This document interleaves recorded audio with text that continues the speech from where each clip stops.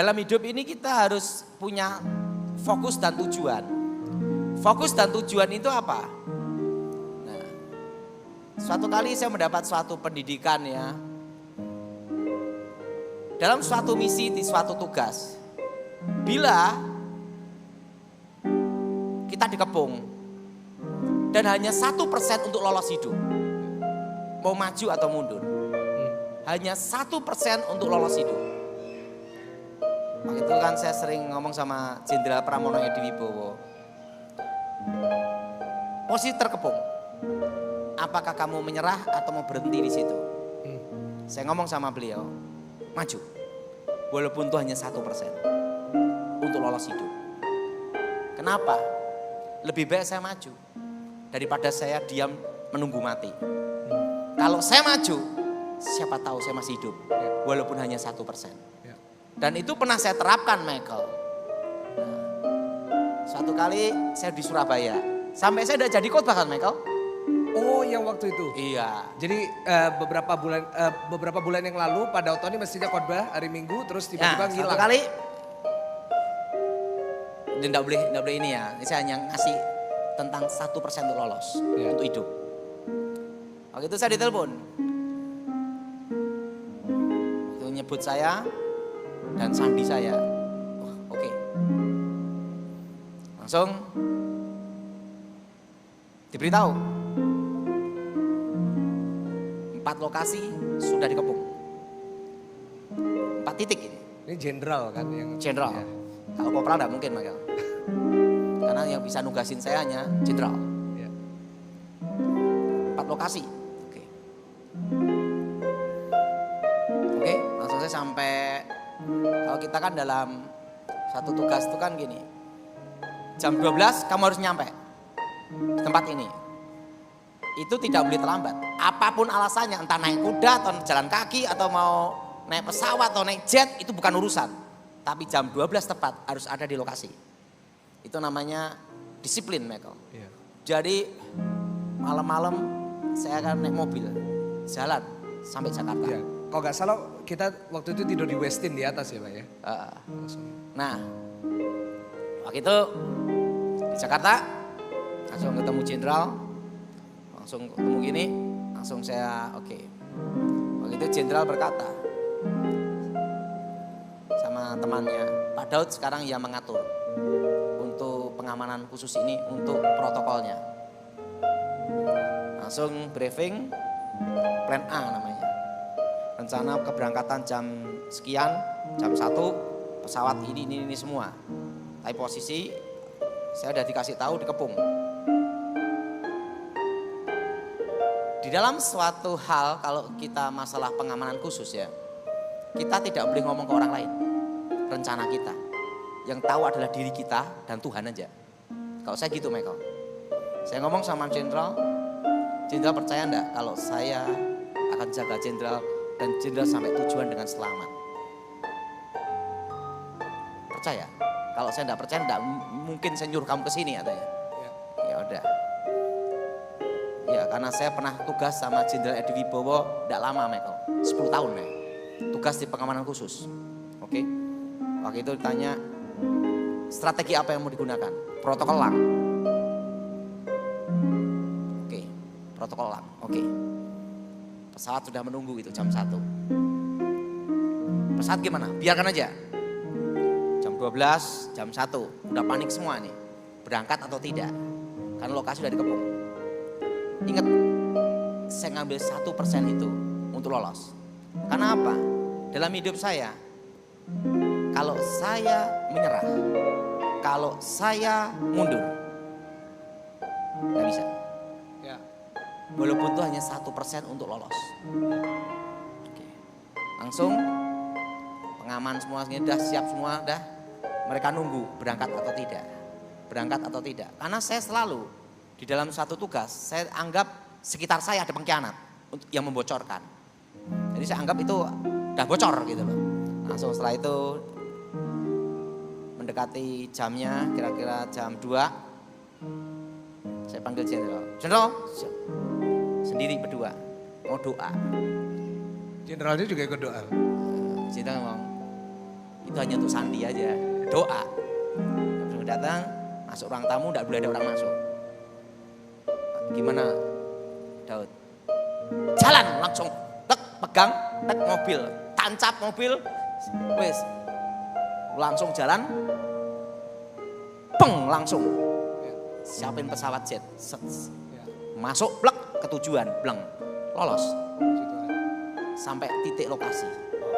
Nanti untuk penghindaran, tek ini pakai ini, pakai ini, pakai ini, udah strategi saya atur semua. Jadi saya mengatur strategi untuk pengamanan itu sama jenderal langsung dalam 30 menit strategi dibikin. Gitu. Diberikan hikmat sama Tuhan ya Pak.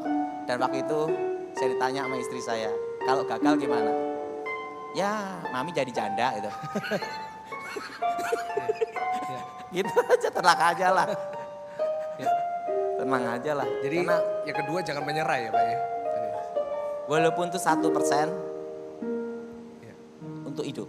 Ya. Karena gimana Michael ya, saya pernah tugas 10 tahun dan tim saya yang masih hidup tinggal 2, sama saya tinggal 3. Ya. Karena banyak yang meninggal dan gugur. Ya. Jadi saya di situ saya belajar satu hal, bahwa kita tidak boleh menyerah pada nasib. Amen. Amen. Jadi walaupun itu hanya 1 peluang, 1%, Ya. tetap tancap.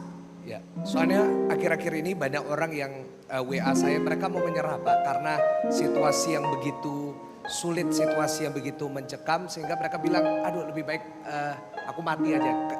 Karena itu banyak yang depresi, banyak yang bunuh diri. Nah, jadi menurut Pak Dautoni kita tidak boleh menyerah ya, pesannya buat jemaat, Iya. jangan sampai engkau Walaupun menyerah. peluang hanya 1%. Ya, Karena Michael, saya menghadapi hal tentang 1% tidak hanya sekali. ya, Berkali-kali itu saya lakukan. ya. Makanya ada yang ngomong sama saya, Pak Daud ini nyawanya alot. Saya pernah ya Michael ya, bawa dokumen rahasia. Itu sangat rahasia dan dokumen itu tidak boleh sampai bocor. Waktu itu ditugaskan sama Pak Edi Wibowo waktu itu. Waktu itu yang setir mobil itu masih hidup sampai sekarang. Itu tim saya.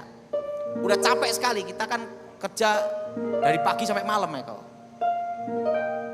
Ini mobil, karena dia capek sekali, ini ada tronton. Nah tronton ini kan ada longgarnya ini loh Michael. Ya. Itu kan, Ya, ya. tronton tinggi. Ya. Nah kita pakai mobil yang Sedan. mobil agak pendek lah. Ya, Karena capeknya, ini mobil miring ke sini, masuk ke baknya itu. Jadi ini ban, ini mobil di tengah, ya, depan ban. Di tengah ini Michael, ya. saking capeknya. Dan waktu itu saya juga ngantuk, kaget. Kok depan saya ban, Ya. belakang juga ban. Saya kayak, ban langsung gini Michael. Ya. Langsung dia ngomong gini. Langsung mata langsung gini semua. Nah saya pernah ngalami itu. Wow. Saya pernah ngalami di mobil di tengah-tengah bak tronton Michael. Artinya apa? Bukan hanya di film, sudah ngalami saya. Masuk seret gitu. Iya, Langsung. Nah, pada waktu pesawat Lion Air yang jatuh Ya. arah ke Bangka itu Michael. Ya. Kan saya cerita sama Michael, lolos juga saya. Wow. Jadi kalau kita takut mati, justru cepat mati Michael. Ya. Tapi kalau kita berani mati, susah mati. Ada cerita Michael. Ya. Saya punya kawan seorang kolonel. Dari pasukan khusus, pasukan elit. Dan dia adalah pasukan senyap. Jadi dia ahli senyap itu Michael. Dalam hidupnya dia punya cita-cita satu. Dalam pertempuran dia gugur. Sehingga apa yang terjadi? Setiap kali dia ada tugas perang, dia maju duluan yang pertama. Ya. Adu tembakan gitu Michael. Nggak mati-mati itu. Nggak mati-mati. Apa yang terjadi? Tiba-tiba dia sakit sesek mati Michael. Oh. Terusan kawan saya yang lain ngomong, dia itu ingin mati ketembak, enggak ketembak, malah mati ini sesek. Iya Pak. Jadi satu hal Michael, mati itu pasti, Ya, tapi bagaimana kita menghadapinya. benar. Jadi kalau kita dalam memulai usaha, jangan menyerah dulu. Jangan menyerah. Jangan engkau hanya berdiam untuk menunggu mati. Ya. Saya tidak suka itu. Ya. dalam hidup saya akan maju. Sekalipun itu hanya 1%. Dan saya tidak mau berdiam menunggu untuk mati. Ya. Siapa di sini yang tidak mau menyerah? Berikan tepuk tangan yang paling luar biasa, tepuk tangan. Ya, jadi kalau saya boleh ulangin, kita harus membangun mesbah keluarga ya Pak. Iya. Pak Daud juga mesbah keluarga sama istri dan anak. Anak-anak doa, kalau mau tidur Papa doa. Kalau istri saya kan tuh pendoa Michael. Oh istrinya Pak Daud pendoa? Doa. Ya. Nah, Wow. saya ini bersyukur sama Tuhan punya istri baik. Kenapa Ya. Michael? Ya. Tak tinggal 10 tahun dia diem aja gitu loh. Tugas di kepresidenan ya Pak. Mungkin. Dan makanya dia kalau saya mau ditugaskan lagi dia agak keberatan. Ya. Karena baru merasa bersama suaminya kan berapa tahun aja. Baru corona ini kalau nggak salah. Iya iya. Karena kan saya itu dulu kalau ini berangkat, saya waktu tugas juga kadang naik motor Michael. Ya. Tancap set jalan gitu. Ya. Kan udah cari informasi lain-lainnya, Ya. pulang malam gitu ya. Jadi dia ngomong sama saya, kalau bisa ya seperti ini aja lah katanya. Ya. Nah, dan saya kan bukan tipe romantis Michael. Bapak nggak romantis? Enggak. Karena saya bukan tipe romantis. Jadi kalau ditelepon sama istri, gimana? Ya sudah gitu aja. Nggak manggilnya nggak sayang gitu Pak? Nah, kalau manggil anak, saya ngomong sayang supaya dia ada perhatian aja Iya. gitu loh. Kalau istri? Tapi itu pun juga terpaksa ngomong. Ya. Biasa aja. Ya, jadi bangun mesbah keluarga, yang kedua jangan menyerah. Ada yang ketiga Pak, 4, 5. Ya, yang Pesan ketiga. buat jemaat Yang ketiga. Jadi kita ini harus apa? Bertahan. bertahan. Bangun mesbah keluarga, kita jangan menyerah dan bertahan. Ya, bertahan apa? Jangan tergoda utang bank. Ya, Dan bertahan jangan terlalu banyak gunakan kartu kredit. ya, Sebisa mungkin semua itu kita syukuri aja. ya. Kalau kita tidak bisa menahan diri kita, tiba-tiba membengkak, repot Michael. Penguasaan diri berarti penting ya Pak. Ya? Penguasaan diri itu penting. Karena ingat Michael, saya sangat yakin dalam sejarah Indonesia berdiri, bunga paling rendah tahun ini. Tapi jadi pertanyaan satu, apa bank akan bertahan terus bunga seperti ini? Pasti akan naik. Amerika pun juga ngalami inflasi. Ya. Indonesia. Ya. Jadi kita harus bertahan. Mesbah keluarga, jangan menyerah, bertahan. Apalagi Pak? Nah, bertahan. Nah, dan yang keempat, Ya, berpikir positif aja. berpikir positif. Ya, Nah, jadi kita berpikir positif bagaimana kita harus melangkah. Intinya satu, usaha yang Anda geluti yang dulu, mulai sekarang kerjakan lagi. Karena kita tidak mungkin memulai sesuatu yang tidak kita tahu. ya, Dalam hidup ini saya lebih suka memulai suatu bisnis yang sudah kita tahu dan pernah kita kuasai. Karena kita tidak mungkin dalam bisnis itu uji coba.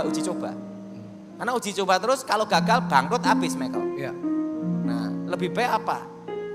Usaha yang sudah kita geluti dan kita tahu. Bidang yang pernah kita tahu atau dulu kita pernah kerja sama orang, itu yang kita tekunin. ya. Karena untuk memulai sesuatu yang baru yang tidak kita tahu, itu gambling. Ya. Dan kalau kita sudah menikah dan kita sudah punya anak, kita tidak bisa hidup dengan gambling. Ya. Menurut Michael setuju enggak? Setuju. Yang keempat positif, harus positif terus. ya? Positif udah. Puji Tuhan. Dan yang kelima satu Michael, Apa Pak? beriman udah. Beriman kepada Tuhan. Bahwa Tuhan pasti pelihara kita di tengah-tengah kesusahan. Amin. Berikan tepuk tangan yang paling luar biasa, tepuk tangan yang Dalam paling kitab Ibrani dikatakan bahwa dasar dari iman adalah harapan. Ya, Jadi selama saudara punya harapan, pasti engkau bertahan. amin, amin. Berharap untuk apa? Saya belajar dari mama saya. Ya, Mama saya apapun yang terjadi dia tidak mau cerai. Apapun yang terjadi dia tidak mau cerai. wow. Karena dia punya harapan satu. Kalau anak-anaknya menikah minimal ada bapaknya itu. Ya, Jadi dia ngomong sama saya, ayah kamu itu hanya sebagai pelengkap saja. Dia mati atau hidup, biarin aja. Karena papa itu nakal, bejat sekali Michael. Saya ngomong gini dia sudah meninggal enggak apa-apa Michael. oh, Dan apa yang terjadi? Dia ngomong, mama tidak mau bercerai hanya satu tujuan. Bertahan sampai anak-anak menikah minimal ada ayahnya. Walaupun itu sangat sederhana Michael, itu adalah suatu harapan. yes. Dan dia bertahan dalam harapannya itu. Sampai anak-anaknya menikah. Dan masih ada ayahnya. Dan tiba-tiba ayah saya bertobat, itu bonus Michael. Ya. Tetapi dasar awal dia ada harapan. Apa Michael? Aku tetap bertahan apapun terjadi. Amen. Supaya anak-anakku nanti waktu menikah masih ada bapaknya. Jadi saudara, harapan itu harus ada. Ya. Kalau orang sudah tidak ada harapan, itu mati. Ya. Nah, makanya Michael, apapun dalam hidup kita, sesusah apapun, seberat apapun badai yang datang, harus ada harapan. Ya, Harapan apa? Anak-anak kita lebih baik dari kita. Amin. Nah Pak, tapi banyak orang merasa sulit untuk bertahan karena kondisi yang ada. Nah, Michael. banyak orang bilang, Pak kalau Tuhan itu ada, kenapa kok saya ngalamin ini? Kenapa kok saya sakit? Kenapa kok saya bangkrut? Bahkan beberapa saat ini ada orang yang curhat sama saya, mereka bicara tentang kehilangan uang di investasi dan lain-lainnya.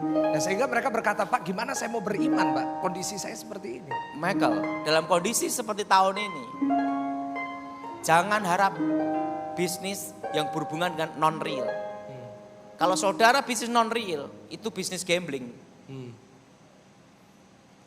Untuk mempertahankan itu, engkau harus bisnis yang real, yang nyata. Kopinya ada. Rotinya ada. Jangan hanya tertulis di kertas tapi tidak jelas. Dalam posisi seperti ini kita harus real, nyata dalam bisnis. Ya.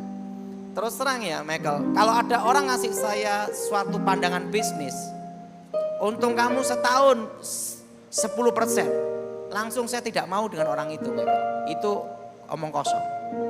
Karena dalam bisnis itu belum tentu 10%, bisa lebih bisa kurang. Nah kita ini jangan tertarik dalam bisnis itu untungnya dulu. Kita harus memikirkan resiko dan ruginya dulu. Karena saya selalu berpikir terbalik Michael. Dalam suatu bisnis saya langsung mikir yang terjeleknya itu gimana. Makanya saya selalu antisipasi. Jadi kita bisnis itu yang real-real aja lah. Seperti gini, nanti investasi ini nanti robot yang menjalankan kan gitu. Nah itu kan konyol Michael. Yang otak hidup aja susah apalagi robot. Lah itu kan sesuatu yang konyol. Ya. Makanya saya tidak mau bisnis yang non-real. Ya. Jadi saudara, dalam kondisi seperti ini kita harus bisnis real. Ya.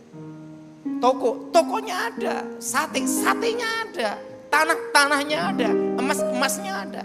Bukan hanya sekedar tulisan di tangan aja. Ya. Kalau saya lebih condong seperti itu. Apalagi sekarang tahun depan pajak naik. Ya. Nah pajak naik otomatis apa? Barang-barang juga naik. Michael. Menurut Michael gimana? Bagaimana beriman ya Pak? Pertanyaannya, bagaimana kita tetap menjaga iman menurut Pak Daud tadi? Dengan menjaga iman itu kita harus selalu berharap sama Tuhan. Dan kita harus tetap berpedoman satu. Percaya bahwa Tuhan memelihara kita di tengah-tengah kesusahan. Kita berikan tepuk tangan yang paling luar biasa, tepuk tangan itu. Ya, jadi kita tetap berharap, saya belajar kita harus bermesbah keluarga, itu harus kita mulai hari ini Bapak Ibu Saudara. Di mana mesbah keluarga merupakan fondasi ya Pak, supaya kita bisa tetap beriman. Ada yang berikutnya Michael, ya. saya tambahin lagi. Oh ada lagi, 6 berarti, dahsyat. Konsisten. Konsisten, wow. Dari dulu saya tentang setan terus gak pernah berubah Michael. Dan saya itu, istri anak saya tahu lah kalau saya sudah A gitu. Ya. Jadi konsisten. Nah kebanyakan tuh orang itu enggak konsisten. Ya. Begitu ada sesuatu, berubah. Ya. Nah ada suatu pengalaman tentang konsisten. Ya. Bahwa kita harus konsisten dan sesuai diri kita sendiri. Jangan diri orang lain. Ya. Kita tidak boleh hidup dari bayangan orang lain. Suatu kali saya di sekolah Alkitab. Ada satu anak sekolah Alkitab yang tidak konsisten. Dia itu misalnya yang ngetren Benny Hinn, dia akan khotbah kayak Benny Hinn. Ya. Yang ngetren Rehat Bongke, dia akan khotbah kayak Rehat Bongke. Jadi setiap pengkhotbah yang top dia ikutin robah semua. Ya. Lulusnya apa? Gagal total Michael. Jadi lebih baik kita menerima diri kita apa adanya dan konsisten apa yang kita tekunin. Ya, nah Pak tadi bicara tentang setan, ya kan? Sebagai penutup kan banyak jemaat yang datang itu karena mereka diganggu sama setan. Antara itu kutuk keturunan, saya udah menerima begitu banyak DM dan WA, mereka cari Pak Daud. Nah kutuk keturunan, dirasuk setan, suaminya diguna-guna, anak-anaknya diguna-guna. Nah Apa pesannya Pak Daud buat mereka? Karena nggak semua orang akan bisa ada kesempatan untuk ngobrol sama Pak Daud Tony. Banyak yang tanya. Yang pertama ya, saya sudah ajarkan doa tentang darah Yesus. Ya. Darah Yesus hancurkan kutuk, darah Yesus hancurkan mantra, darah Yesus bebaskan. Itu udah melingkupi semuanya, Michael. Nah, tapi ada mereka yang ngomong, Pak, saya udah doa seperti diajarkan. Itu hanya sugesti aja. Oke. Penting Anda harus percaya dengan iman, kembali ke iman. Dari iman kembali ke iman. Ya. Pertama itu, saya doain pun juga percuma kalau dia tidak beriman. Ya. Penting imanmu. Sama ada pesan lagi, Michael. Ada pesan lagi, Pak? Oke. Saya baru dibukakan sama Tuhan kira-kira berapa bulan yang lalu. Kenapa dari tahun 2019 saya nyuruh semua supaya beli tanah. Sampai tahun ini, betul? Tiba-tiba Tuhan singkapkan ke saya, Michael. Kenapa kita harus beli tanah? Perlu Michael tahu, bahwa nanti anak cucu kita di masa depan untuk beli tanah itu sulit, Michael. Pajaknya, Michael. Sekarang coba Michael pikirkan. Kita ngomongnya dari hati ke hati. Ini pendapat saya pribadi. Uang 5 miliar sekarang kan 30% pajaknya, penghasilan 5 miliar. Kalau kopi penghasilan 5 miliar 30%. Tahun depan disahkan 35%. Betul? Betul. Betul? Betul? Uang 5 miliar sekarang 10 tahun ke depan nilainya beda loh, Michael. Bisa 10 sampai 15 miliar. Betul? Karena dampak inflasi. 10 sampai 15 miliar. Kita enggak tahu, Michael. Bayangkan. Belum apa-apa sudah kena pajak penghasilan 35%. Ngerti, Michael, maksud saya? Sekarang gini, Michael. Gaji 5 juta. Ini gaji 5 juta, Michael. Setahun berarti 60 juta. Kena pajak 5%. Betul? Betul? Betul? Saya mau tanya, Michael. 5 tahun ke depan UMR kita berapa? Betul? Ya. Artinya semua hampir kena pajak. Ya. Nah, di situ Tuhan baru beritahu saya, kenapa 2019 suruh beli tanah. Bukan hanya untuk diri kita, tapi untuk anak cucu kita juga. SPT-nya gimana? Michael, misalnya Michael, beli properti 10 miliar, oke? SPT-mu hanya 1 miliar, diperiksa itu, Michael, betul? Betul? Betul? Ingat, langsung berapa? 30%. Yeah. Tahun depan 35%. Artinya apa? Bahwa generasi kita ke depan untuk pajak ini berat, Michael. Dan nilai uang semakin tahun semakin turun. Siapa yang setuju dengan pendapat saya? Angkat tangan. Betul? Makanya dari Tuhan beritahu saya, baru saya mengerti kenapa Tuhan nyuruh saya beli tanah, nyuruh umatnya suruh beli tanah semua. Dijelaskan bahwa 10 tahun ke depan akan terjadi seperti ini. Jadi Tuhan itu sayang kepada kita semua. Amen. Termasuk masa depan anak cucu saudara semua. Coba Michael, uang 5 miliar sekarang, 10 tahun ke depan, nilainya berapa? Bisa 10, bisa 15 miliar. Betul? Betul? 10 tahun ke depan. Anak Michael mau beli, belum apa-apa loh Michael. SPT-mu harus 35% kena dulu. Betul? Karena di atas 5 miliar. Coba pikirkan Michael. Ya. Baru Tuhan beritahu saya, kenapa 2019 semua suruh beli tanah. Ya. Ya. Karena untuk diri kita dan untuk masa depan. Ya. Karena Tuhan kan memberkati bukan hanya untuk kita, dilanjutkan ke anak cucu kita. Iya, Pak. Pendapat saya, siapa yang setuju angkat tangan saudara? Jadi saudara, kalau engkau beli tanah, itu bukan hanya untuk dirimu, tapi untuk anak cucumu di masa depan. Ini khotbahnya disuka agent properti Pak ya. Hah? Jadi agent properti suka sama khotbah ini Pak. Ya Pak, kembali ke kuasa gelap Pak. Banyak orang yang lagi ribut tentang itu. Gimana kita melawan selain dengan itu? Penyebabnya. Melawan sebelum kita kuasa gelap itu pertama, jangan terlalu kita ini fokus ke setan. Oke. Kalau kita fokus ke setan, dikit-dikit setan, lama-lama jadi setan. Ya. Jadi setan itu dianggap biasa, tapi jangan direndahkan, jangan dilebihkan, biasa aja. Bagaimana kita bedakan itu serangan setan atau memang karena kita sendiri Pak? Kalau itu serangan setan pasti ada gejala alam, gejala gaib itu ada. Misalnya ada bunyi redaan, ada bau wangi, bau menyengat, malam-malam tertentu. Pasti ada gejala-gejala itu. Kan di rongsen kelihatan ada benda-benda asing. Nah itu bisa kelihatan semuanya Michael. Kalau itu gejala psikologi, sugesti atau histeris itu bisa kelihatan juga. Karena kebanyakan kalau saya ngelihat tahu Michael. Karena yang tahu setan kan bekasnya setan Michael. Oke? Ya. Nah Pak Daotoni dulu bekasnya dukun ya. Mungkin ada beberapa yang belum tahu. Jadi Pak Daotoni bertobatnya dulu gimana Pak? Saya dilatih sama guru saya itu umur 9 tahun. Dari ilmu ngilang, ilmu kebal, berbagai kekuatan mistik, kekuatan gaib. Dan saya kalah dalam satu peperangan juga melawan Gilbert Lumaindong. Dan dilayani sampai hilang ingatan 1 tahun kan saya. Ya. Dan saya ketemu Yesus sendiri. Nah saya sempat ngobrol sama Pak Gilbert. Katanya Pak Daotoni berusaha untuk menyerang dia dalam KKR seperti ini. Iya. Kalau ingin lebih jelas tanya Gilbert aja. Oh tanya Pak Gilbert ya. Iya, iya. Tapi yang jelas satu. Gilbert tahu siapa saya. Ya. Dan puji Tuhan ya Michael ya. Baik tugas dari gereja, baik tugas untuk negara, saya tidak pernah mengalami kegagalan. Ya. 100%, tidak pernah gagal. Ya. Pak Gilbert nyuruh saya apapun, saya jalanin. Saya itu diminta jadi pendeta sama Gilbert. Suruh Jadi- tanda tangan. Jadi wakil gembala kalau nggak salah. Ya tanya Gilbert lah.